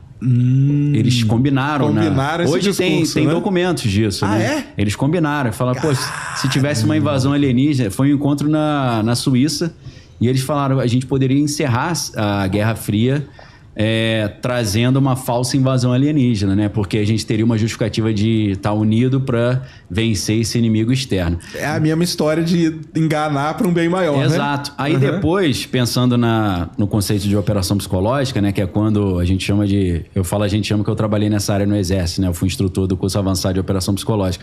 É como se fosse marketing de Estado ou Estado passando uma visão de mundo para a sociedade, né? Você acha, te interrompendo aí... Fica à vontade. Que a Operação Prato, ela foi uma operação psicológica? Porque existe essa hipótese, essa hipótese aí, né? sempre vai existir quando você tem um evento dessa magnitude, né? Até o ET de Varginha e por aí vai. A Operação Prato, o que eu costumo dizer é que às vezes tem duas coisas rodando ao mesmo tempo. Entendeu? Certo. Tem algo insondável junto com uma operação psicológica. Por quê? Porque o coronel Irangê Holanda, ele mostrou um implante dentro do corpo dele. Agora, pode ser um MyLab, uma Military Abduction? Pode. Podem ter feito sob o domínio do mal, um Manchurian Candidate com ele, colocaram implante no cara e criaram uma memória falsa. Hoje a gente sabe que implante de memória é uma coisa... Não é muito difícil fazer, muita gente vai para essa linha aí, porque falam porque tem muita história do Irangê Holanda que não tá em relatório e não bateu. Entendi. E não bate com nada. Então, tem gente da própria FAB lá na época, né? Que fala que ele estava inventando um monte de coisa. Que não fazia sentido. Mas as partes dos documentos que mostraram tinham alguns desenhos estranhos, né? Fotografia e vídeo eu não vi, acho que não liberaram, mas... Tinha alguns rabiscos, assim, curiosos, né? Sim. Agora, o negócio do chupa-chupa é bem estranho, né? Porque eles evacuaram a ilha de Colares. A gente tá falando como se todo mundo soubesse, né? Eu vou falando, se você quiser que explique melhor. Uma cidade de pessoas pescadores, né? Ribeirinhos ali. Aí o pessoal tá, sei lá, num barco pescando, desce como se fosse um raio laser, fura a pele do cara e chupa o sangue do cara, né? Tem entrevistas com a médica ali de Colares que atendia as pessoas, né? Tem. As pessoas tudo murcho assim, meio sem sangue, né? Isso. E com os furos no pescoço. Isso eu não sei como é que se explica um negócio desse, né? Assim, pode ser uma lavagem cerebral? Pode, mas evacuaram a ilha, ficou só o padre e o prefeito. Aí a Força Aérea veio, né? Então, assim, Colares ali, Operação Prata, é um negócio, uma história muito estranha, né? É estranho. Algo muito estranho. É estranho. Eu não sei explicar, não, mas É difícil botar tudo na conta de uma operação psicológica, né? Ah, tá, entendi. 100% é difícil, né? Você pode botar uns 70%, 80%, agora 100%. Sempre tem um dedinho assim que não sobra, né? Porque tem as explicações, uma delas é operação psicológica, a outra dela é que eles estavam testando o efeito numa população. Entendi. Entendeu? Escolheram os ribeirinhos para ver. Exatamente. Vamos chegar aqui com um negócio... Tipo uma... Como que eu posso dizer? Talvez um experimento sociológico. Sociológico, exato. Pode dizer isso, eu já vi histórias de pegar um cruzeiro, né? Pessoas sem saber e desligaram o motor. Falaram, acabou a gasolina, já era. Aí os caras... Virou um Mad Max, né? Começaram a sobrevivência ali, comida era minha. Era um experimento, né? Pode ter sido isso, né? Então, porque tem essas linhas todas aí que o pessoal vai, né? Só que, às vezes, como eu digo, às vezes foi tudo ao mesmo tempo. Entendi. Às vezes foi uma coisa que era russa junto, que eles achavam que eram os russos, né? Que estavam... Eles pensaram que eram os russos, eles chegaram a pensar que eram os japoneses também, porque ali tinha uma comunidade japonesa. Uma colônia forte ali. E podia ser algum armamento deles para proteger as propriedades, entendeu? Entendi. Então tem tudo isso aí. Tem várias camadas de leitura. Tem várias camadas. Você vai de uma operação psicológica até alienígena, anjos e demônios, né? Exatamente. É difícil. Porque o problema do alienígena, o que, assim, na minha visão, viu, galera? Que vocês podem me xingar à vontade aí. O que é fraco é porque não tem, assim, o relato de seres mesmo. Seres, né? Eles não têm. O que tem é... Da Operação Prato, você diz? Da Operação Prato, o único que relata seres é o Holanda. Mas Só que eles falam que ele já não estava... Ele foi... O que eu me lembro dele falando, daquela entrevista de 3 horas... Isso. Foi que um alienígena pegou ele por trás. Ele não viu. Isso aí tem essa parte aí também. Aí falou no ouvido dele, calma que tá tudo bem. Tudo bem, isso. E aí ele diz que ele achou que fizeram o implante pelo ouvido. Aí depois parece no braço, ele mostra na pele ali. É isso mesmo. A gente tem, por exemplo... a história de um cara que eu não sei o nome real dele, o codinome dele é Robert Duncan O'Finnan. Esse cara diz que ele foi cobaia de um projeto de super soldados, inclusive ele processou o estúdio do Identidade Bourne dizendo que é plágio da história pessoal dele. Só que ele perdeu, né? Acho que ele não conseguiu provar que era plágio dele, apesar de que ele tinha escrito um livro antes chamado Innocence Turned Deadly, né? Inocência transformada em algo mortífero. Com o nome, né, o pseudônimo dele, Robert Duncan O'Finnan, que conta uma história parecida com a Identidade Bourne, né? Então acho que ele tentou falar, não tô dizendo que a história é real, mas eu publiquei um livro sobre isso e vocês fizeram parecido, né? Tem uma senhora aí que diz que Matrix foi copiado dela também. Também? Não sei se você já viu esse vídeo. Uma senhorinha meio idosa. E ela mostra o livrinho que ela escreveu, falou, não, eles copiaram meu livro. Então esse cara diz isso. E qual que é a história dele? Ele sempre teve uns pesadelos estranhos, negócio de guerra, ele dando tiro, bomba e tal, mas ele nunca participou da guerra do Vietnã, nem nada. Sonhos reais. Assim. Pesadelos reais, assim. Então ele tinha esse tormento, ele era um cara meio problemático por causa disso, né? Que ele tinha uns transtornozinhos. Só que aí o que acontece? Ele chega a um ponto que quando ele tinha mais ou menos uns 30 anos, eu acho que isso é, sei lá, meados dos anos 80, ele começou a ter... os americanos chamam de daydreaming também, começava a ter essas paradas acordado, não só sonhando. Aí ele falou, tô ficando louco, né, pô? Aí fez tratamento psiquiátrico e tal, ninguém conseguia descobrir o que era. E aí ele disse que de repente ele tava dirigindo, ele era do Kentucky, se eu não tô enganado, interior dos Estados Unidos, um cara assim do interiorano mesmo, mas um cara que praticava artes marciais, fortão, né, musculoso e tal. E ele falou que uma carreta jogou ele pra fora da estrada, o carro capotou. E aí, o que aconteceu? Levaram ele pro hospital, ele quebrou algumas vértebras. Ele mostra ressonância com as vértebras, tudo quebrado até hoje, mas ele, tipo o Doutor Estranho, ele anda, fala, faz tudo mesmo, com tudo quebrado, né? No caso do Doutor Estranho é a mão, né? A mão. Ele viu um cara jogando basquete, né, no filme, né? Não lembro se na história em quadrinho é assim, né? E aí ele descobre que o cara tinha a coluna toda quebrada e tava jogando basquete. Ele falou, como é que é isso? Ele falou, não, porque tem um negócio lá no Tibete e tal, né? Aí deu a dica pra ele, né? Do ancião, né? Que depois virou a anciã por pressão da China, né? Você sabe dessa história? Não. A China não queria que tivesse um cara do Tibete sendo representado num filme hollywoodiano, porque eles têm uma inimizade com o Tibete. Então tiraram um ancião tibetano e botaram uma mulher nórdica, né? Sei lá, o anglo-saxã, né? Que é a Tilda Swinton, né? A atriz. Porque a China patrocina muito, né? Os estúdios de Hollywood. Então, esse cara disse que quando jogaram ele pra fora da estrada, ele foi pro hospital e botaram ele numa máquina de ressonância. Ele disse que na hora que ele entrou na máquina de ressonância, embaralhou tudo. Ele começou a ver aquelas cenas, ele falou, cara, tô louco, vou morrer e tal. E aí, ele falou, cara, tô totalmente louco. Começava a vir as imagens de tiro, não sei o quê. E aí uma vez, ele tava na rua, aí um cara cumprimentou ele. Falei, e aí? Aí ele, pô, não te conheço não. O cara, pô, a gente lutou no Vietnã junto. Ele, o que no Vietnã, pô? Como assim? Nunca lutei no Vietnã, não. Esse coroa faleceu. O coroa chamava Dave Corso, era o nome do cara. É o nome real mesmo. O outro é um nome fake, né? Que é Robert Duncan O'Finn. E aí ele falou, não, cara, a gente participou lá, você era moleque. Porque o cara era bem mais velho que ele, né? Aí ele falou, pô, eu participei da Guerra Vietnã com 15 anos. Ele falou, você era de um pelotão especial de paranormais e tal. Aí ele, que isso, rapaz, tá maluco? E o cara falou, não, peraí, deixa eu te contar essa história. E aí o cara conta a história pra ele. E ele fala, cara, então a minha memória da minha adolescência é toda fake, pô. E aí ele começa a conversar com os amigos. Poxa, quando eu tinha entre 14 e 18 anos, eu tava onde? Os caras falaram, sei lá, cara, você sumiu. Seu pai falou que você tinha viajado, que você foi estudar fora. Aí ele falou, bom, eu me lembro da gente aqui na cidade natal. Aí ele descobriu que as memórias dele eram meio falsas. E aí...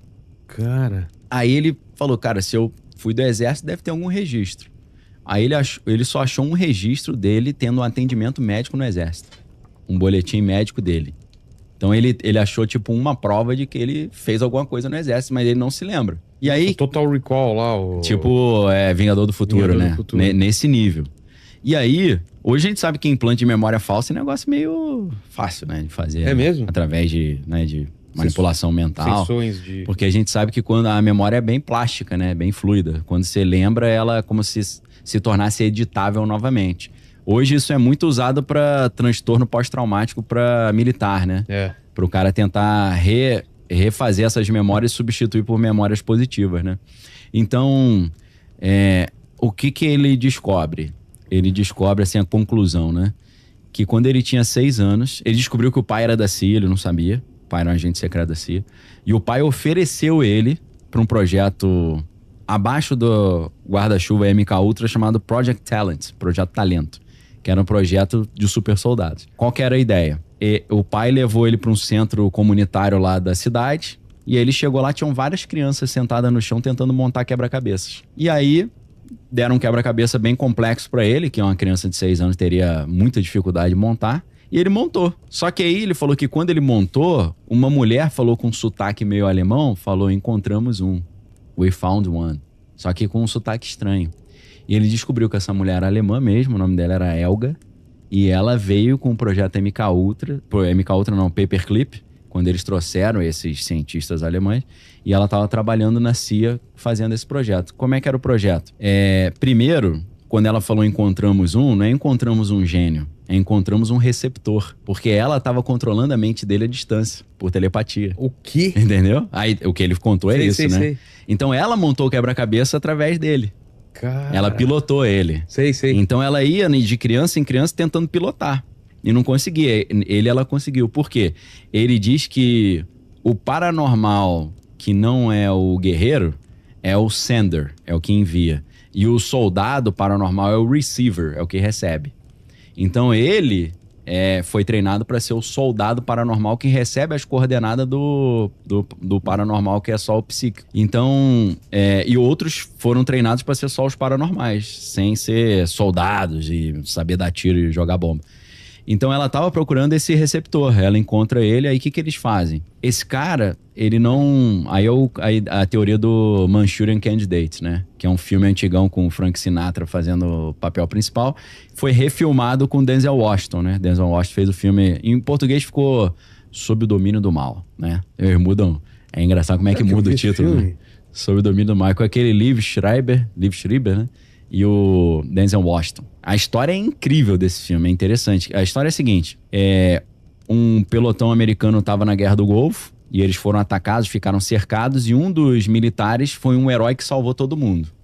Esse militar que foi o herói, não é o Denzel Washington, é o outro, ele estava se candidatando a presidente americano, ou senador, alguma coisa assim no filme, que é o Liev Schreiber. Só que aí, o Denzel Washington, ele começa a ter uns pesadelos também, a história é bem parecida. Ele descobre que aquelas memórias eram falsas, que aquele cara não era herói de nada, que aquele evento heróico não aconteceu. Eles inventaram um herói falso, fazendo lavagem cerebral nos caras lá no Oriente Médio. Detonando a memória dos caras. Sim. E aí no filme tem umas cenas interessantes que o Denzel Washington descobre um implante no ombro dele, aí ele corta assim com um estilete e tira o implante, que o implante era tanto para controlar a memória, para não embaralhar, quanto de localização, né? Rastreamento.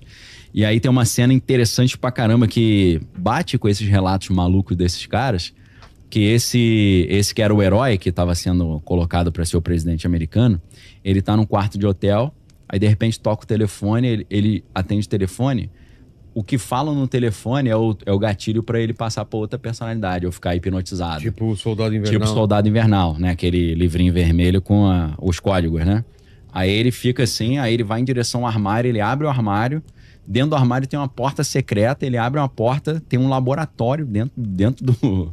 escondido no hotel, com os caras totalmente de preto, assim, com armas, né? Sim. Mas uma roupa totalmente preta, sem nenhuma marcação. Esses caras todos de preto que trabalham nesses projetos, eu já vi vários relatos sobre isso. Eles chamam esses caras de ghostwriters. Por quê? Eu não sei porque que é ghostwriter. Ghostwriter, pra quem não sabe, é o cara que escreve um livro pra alguém e o cara só bota o nome. Alguém famoso e o cara famoso coloca só bota o nome. Esses soldados que são relacionados a esses projetos altamente sigilosos, eles sempre andam com helicópteros todo preto, sem nenhuma identificação. E eles são os caras todas sempre assim. Às vezes eles saem na rua com a moto toda preta, com a roupa toda preta. Eles chamam esses caras de ghostwriters, né? A primeira vez que eu vi foi um veterano do exército chamado Dan Burrish, que falou sobre esses ghostwriters. Aí eu sempre ouvindo essas histórias, né? Que eu me amarro nessas histórias malucas, né? Também gosto. Aí, de repente, eu olho no filme, cara, é a mesma parada. O cara manipulando a mente do cara, aí os caras todos de preto. Eu falei, esse maluco... Ou eles estão se inspirando nessas histórias, ou eles estão baseando em fatos reais. Segundo o Robert Duncan O'Finnan, pegando o fio da meada, fracionaram a mente dele. Numa dessas personalidades, ele era um cara com habilidades excepcionais, assim, tipo... sabia dar tiro com todas as armas, pilotar todas as aeronaves, qualquer tanque de guerra, trator, o cara pilotava tudo. Criaram um pelotão de adolescentes paranormais. Lembra um pouco aquela cena do Dr. Manhattan lá, assim, no Watchmen. No Vietnã? No Vietnã, lembra quando ele chega e faz assim, os caras explodem? É. A cena que o Dave Coroa disse que os caras estavam cercados, os americanos, e veio um helicóptero, desceu com as crianças, com a galera, e eles só fizeram assim, os soldados vietnamitas tudo morreram. O cara mandou essa. Aí esse Robert Duncan O'Finnan disse que o caminhão jogou ele pra fora da estrada, porque ele diz que muitas das vezes, quando você começa a fazer isso com a criança, chega nos 30 anos, começa a fundir o motor, ela começa a ter problema psiquiátrico, as personalidades começam a embaralhar uma com a outra. Entendi. E ele diz que o que impede esse embaralhamento da personalidade é um implante cerebral. E aí ele foi num programa... Lembra do Jesse Ventura, cara? Não. O Jesse Ventura... Lembra do Predador? Aquele primeiro Predador? Que tinha um bigodudo? Sim. Que morre meio no início do filme? É esse cara. O Jesse Ventura, ele tem uma experiência interessante de vida, porque o cara foi ator, fez filme hollywoodiano. Segundo ele, foi Navy SEAL, que é fuzileiro naval, foca dos fuzileiros navais, que é a tropa de elite da Marinha, que é um dos top, né, das tropas de elite. Ele foi lutador ele foi wrestler, né? Lutou wrestling, tipo o Hulk Hogan da vida. E ele foi governador do Arkansas, maluco. Porra. Então o cara tem a experiência da indústria do cinema, tem a experiência do exército, tem a experiência da política. Então ele tem uma história de vida interessante para interpretar o mundo, né? E ele tinha, eu não sei se o programa existe ainda, num canal chamado True TV. Esse canal tinha um programa chamado Conspiracy Theory, Teoria da Conspiração. O segundo episódio da primeira temporada é Super Soldiers, Super Soldados. Esse Robert Duncan O'Finnan participa e ele mostra as ressonâncias magnéticas com os implantes que ele tem no corpo. E? No cérebro, na mão e no ombro e na base da coluna. Aí a cena, né? Ele chega. Eu lembrei dessa cena, né? Pô, os caras morreram só fazendo assim com a mão, né? Então, que ele diz? Que quando os caras jogaram ele pra fora da estrada, eram os caras querendo matar ele, porque ele é um arquivo vivo, pô. Ele teria... Segundo ele assassinou várias figuras de alto nível aí que morreram na história, foi ele que matou. Tipo o Soldado Invernal mesmo. Lembra a Natasha, a Viúva Negra, falando do Soldado Invernal? É um mito. Ninguém sabe se ele realmente existe, né? Mas eu sei que ele existe, que eu já lutei com ele em algum lugar. E ele que assassinou várias pessoas importantes no mundo. Inclusive, no filme, ele mata lá o pai do Wakanda, né? Então, é como se ele fosse um... Segundo ele teria feito esses assassinatos de alto nível, mas ninguém sabe quem fez, como é que foi. Então, ele disse que os caras tentaram matá-lo jogando pra fora da estrada, mas ele não morreu. E quando meteram ele na máquina de ressonância magnética, fritou o chip da cabeça dele. Aí as personalidades embaralharam e ele começou a lembrar de tudo. Achou que tava ficando maluco, entendeu? Esse cara, ele mostra a ressonância com o pescoço todo quebrado. E esse maluco, eu não sei como é que tá hoje, porque ele tá bem coroa já. Ele levantava 300 quilos, assim, ó. Com o pescoço todo quebrado. O cara não só anda, ele pega peso. Que é uma parada meio insana, não faz sentido como é que ele faz isso. Ele diz que uma vez ele tava num bar, começou uma briga de bar, o cara veio pra cima dele, ele falou que viu o cara em câmera lenta. E ele falou que ele deu tanto soco no rosto do cara que quebrou o pescoço do cara.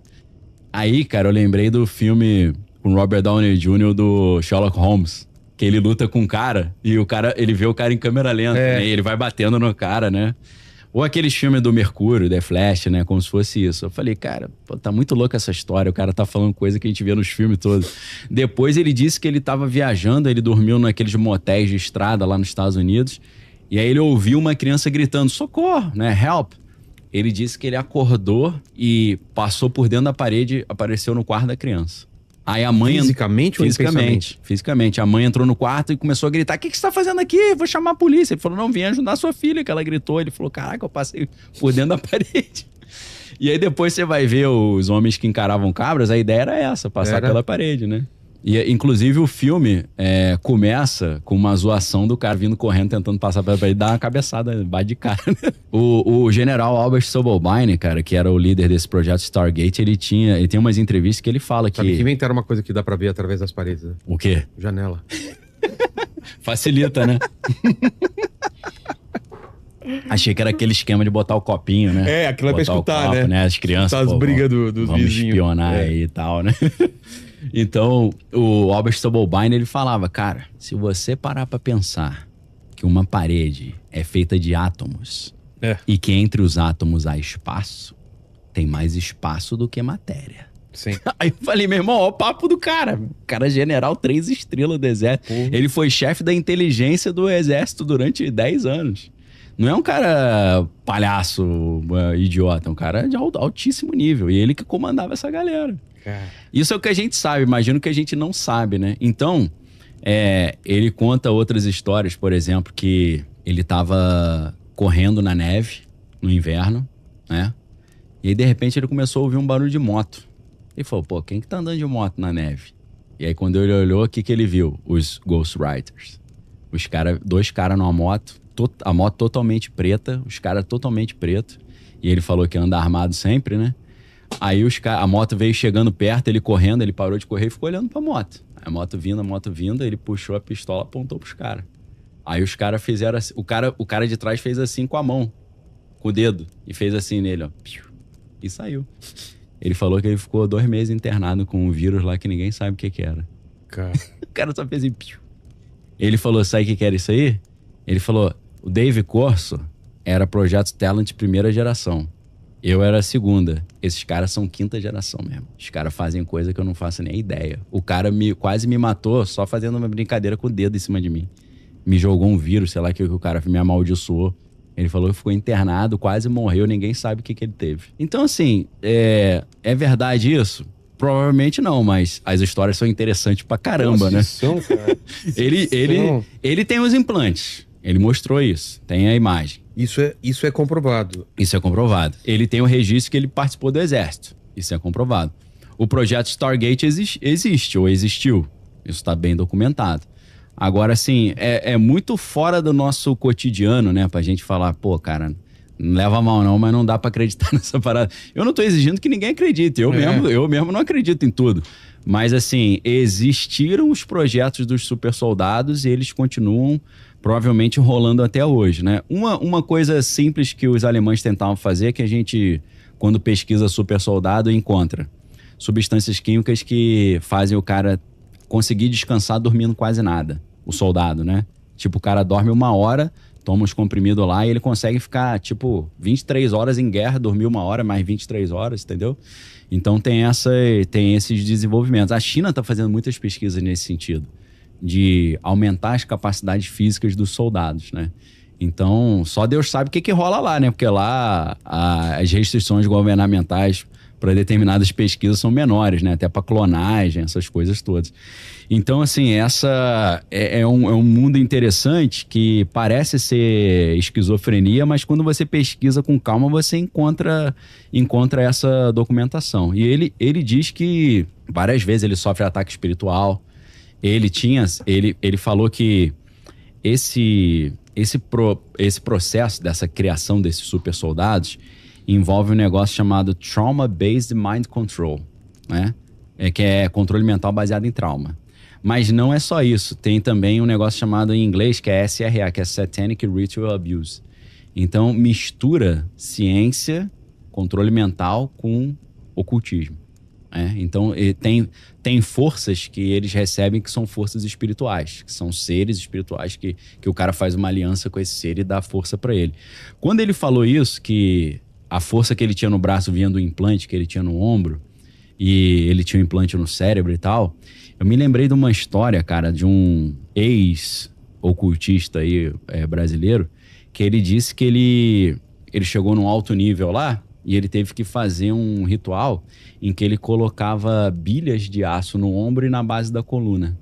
E quando ele colocava o polegar nesses 2 lugares, assim, um polegar aqui e o outro na coluna, e invocava a entidade tomava posse dele. Ele falou, eu espancava 10 pessoas sozinho. Aí eu falei, cara, que semelhante ao que ele fez isso na África, eu acho.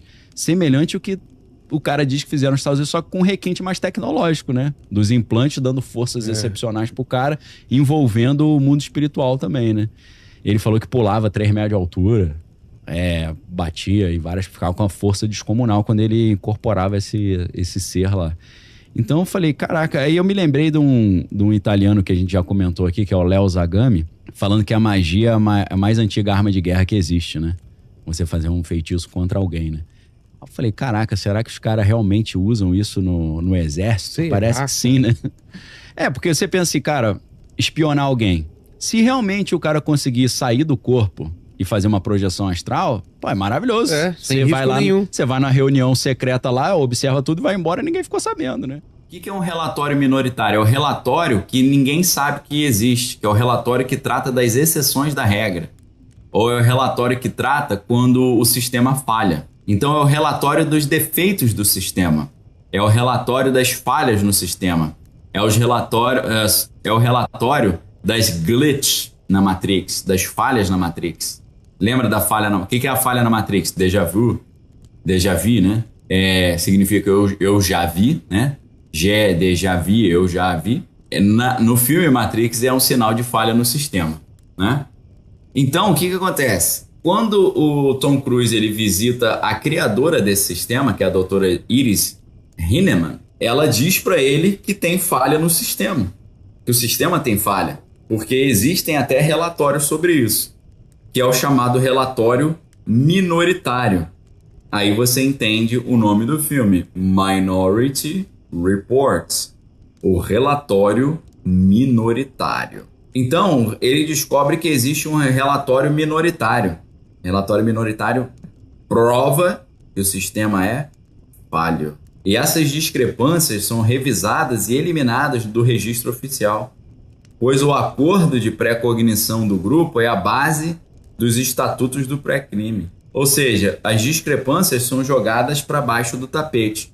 Sabe onde tinha isso também? Aqui, ó. Todas as informações que são contrárias ao partido, aqui eram jogadas para baixo do sistema. No 1984, Winston, que é o personagem principal, ele trabalha onde? No Ministério da Verdade. E qual é a função do Ministério da Verdade? É tirar a verdade. Então ele trabalha nesse ministério fazendo o quê? Reescrevendo as notícias e reescrevendo a história para que a história só fale coisas boas do interesse do sistema. Entenderam? Isso não existe hoje não, né, pessoal? Graças a Deus, né? Isso não existe hoje. Não tem nenhum Ministério da Verdade que fica fiscalizando quem está falando a verdade e quem não está, né?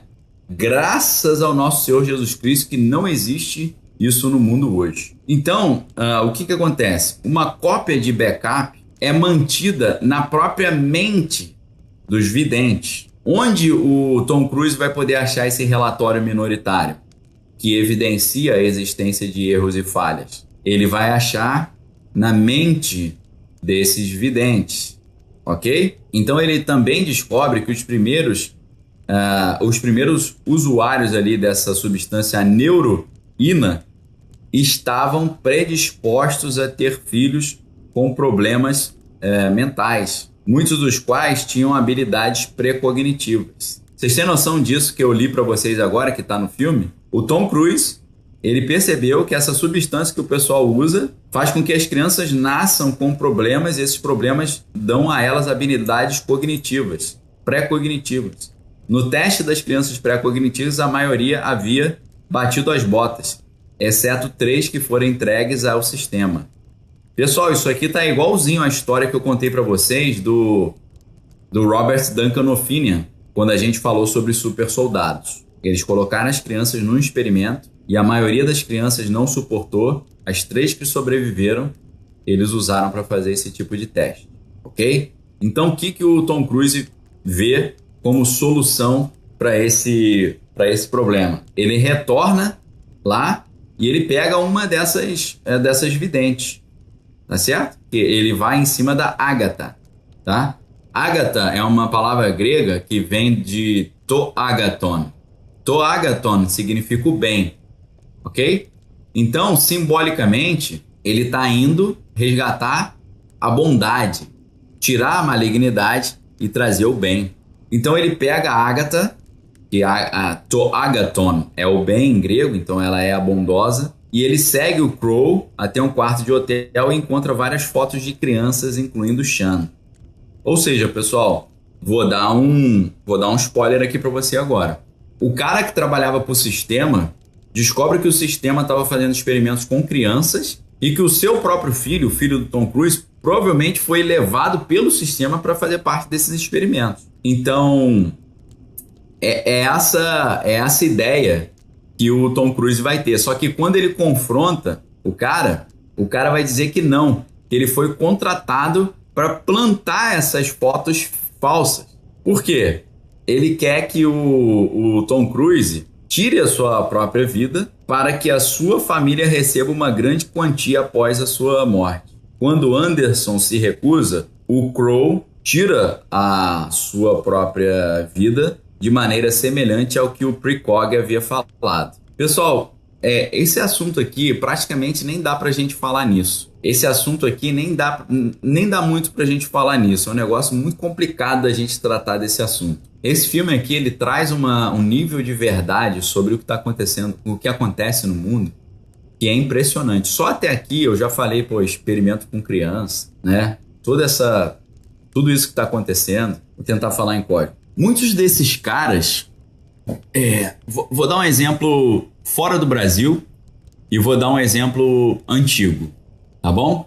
Aí você vai ter que pensar como isso funciona dentro aqui do nosso território. Existe uma história de que o cara que tirou a vida do Kennedy, o Lee Harvey Oswald, existe uma lenda. A gente está falando de uma lenda, ok, pessoal? Estamos falando de lendas urbanas. Existe uma lenda urbana que pegaram esse cara e falaram o seguinte para ele, olha só, é meramente uma lenda, tá? Falaram para ele, você ama a sua irmã e a sua mãe, não ama? Sim. Então é o seguinte, se você não fizer um serviço que a gente vai pedir para você, a gente vai tirar de cena a sua irmã e a sua mãe. Ah, não, por favor, não faça isso. O que eu preciso fazer? Você vai assumir a responsabilidade pelo BO que a gente vai fazer. Ah, qual que é o BO que você vai fazer? A gente vai tirar o cara mais poderoso do país de cena. e a gente vai botar na tua conta. Você vai dizer que foi você. Ok? Pô, cara, aí não, né? Eu vou pegar aí, eu vou ficar eternamente no chilindró. Aí ele fala, eternamente chilindró não, você pode até pegar a pena de bater as botas. Ok? Então o que essa lenda fala? A gente quer que você faça um serviço. Qual é o serviço? A gente vai tirar o líder lá do país de cena e você vai dizer que foi você.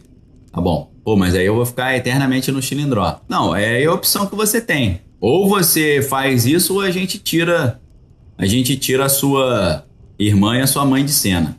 Ah, não, por favor, não faça isso. Então, você vai assumir esse BO e a gente vai garantir o sustento da sua mãe e da sua irmã. A gente vai dar dinheiro. Elas vão receber um dinheiro. Você vai receber um dinheiro e a gente vai te pagar para você assumir esse BO aí. Beleza? Dizem que foi isso. E aí, depois que ele assumiu o BO, o que fizeram? Eliminaram ele, para ele nunca abrir o bico para contar essa história. Então esse cara, o Osvaldo, vamos chamar ele de Oswaldinho. Osvaldo. O Osvaldo, existe uma lenda que fala isso. O Osvaldo tinha formação militar, mas muito provavelmente ele não tinha capacidade de ter feito aquilo que aconteceu em Dallas naquela ocasião, que tirou o presidente de cena. Então ele não tinha capacidade de fazer aquilo sozinho. Então eles falaram, você vai assumir esse BO. Não quero não. Se você não fizer isso, a gente elimina sua irmã e sua mãe. Ah, então tá bom. E a gente vai dar sustento pra elas. Ah, então beleza. Então eu vou ter que assumir o BO. Aí ele assumiu o BO. Logo depois que ele assumiu o BO, saindo ali da delegacia, eliminaram ele. Pra não ter problema do cara abrir o bico no futuro. Ok? É isso que está acontecendo aqui. Esse tal de Crow, o que o Crow fez? Ele assumiu o BO do sumiço do filho do Tom Cruise. Só que é tudo Somebody Love. Esse Crow foi contratado no filme. Isso é filme, tá, pessoal? Só existe isso em filme, ok? Só existe isso em filme. Nesse filme, ele vai dizer exatamente isso. A galera tá falando, né, que no livro Desinformação conta essa história. Claro que conta, né? Claro. É daí que a gente fica sabendo dessas histórias, ok? Desinformação, que eu sempre trato dele aqui pra vocês, achei que tava na estante, tá aqui na minha mão. Esse livro faz você não ser o bobão da história, porque a humanidade é a bobinha da história. A humanidade é a bobinha da história. A humanidade acredita em tudo que falam aí. Foi um delito passional. Um delito passional, lembra? Delito passional. Foi uma briga de marido e mulher. Em briga de marido e mulher, ninguém mete a colher. Não é isso que eles falam? Em livros como esse aqui, você vê todos os Somebody Love. Os caras revelam os Somebody Love. Você vê que a história é tudo Somebody Love, é tudo lorota. Tudo lorota, tudo lorotinho. Só acredita quem é bobo mesmo. Então, galera, é o seguinte. O cara fabricou fotos que não existiam para fazer com que o Tom Cruise acreditasse que ele sumiu com o filho do Tom Cruise, para o Tom Cruise tirar a vida do cara e ficar o quê? Ficar incriminado. Isso aí, você olha e você fala, é uma obra de ficção esse filme, né, Minority Report? Será que é uma obra de ficção, pessoal? Então o que acontece? O Tom Cruise, ele não consegue achar esse relatório minoritário na mente da Agatha, mas ele descobre uma visão de um delito que aconteceu 5 anos antes. E quem foi alvo desse delito era a própria mãe da Agatha, a Anne Lively, que vendeu, olha só pessoal, que vendeu a sua filha para o sistema enquanto era dependente da neuroína. Pessoal, esse filme é muito real. Aí você entra no livro do Joseph D. Douglas. O que o livro do Joseph D. Douglas vai falar? Moscou patrocinou a cultura da diversão, libido e rock and roll. Sabe aquele lema do movimento hippie? Diversão, libido e rock... Libido, entorpecente e rock and roll. Lembra desse lema do movimento hippie?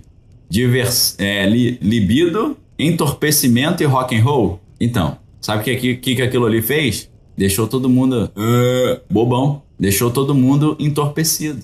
Enquanto isso, Moscou só descendo a lenha, acabando com o acidente. É isso. Na história do Minority Report, a mesma coisa. As pessoas ficaram todas entorpecidas e anestesiadas por esse negócio aí, a neuroína, Isso fazia as pessoas terem filhos com essa questão da pré-cognição. E isso fazia com que as pessoas até chegassem a um ponto de vender os seus próprios entes queridos para poder financiar a sua dependência. Uma das coisas mais poderosas do sistema hoje, o que é o sistema? É quem manda no mundo. É o comércio mundial de substâncias ilícitas. Ok? O dinheiro eterno desses caras vem disso. É essa galera que manda nisso de verdade. É por isso que é um problema que não é resolvido nunca. Porque quem manda quem está no topo da cadeia alimentar que coordena, porque isso aí é de onde vem o dinheiro para fazer tudo que eles fazem. E tem vários filmes que tratam disso.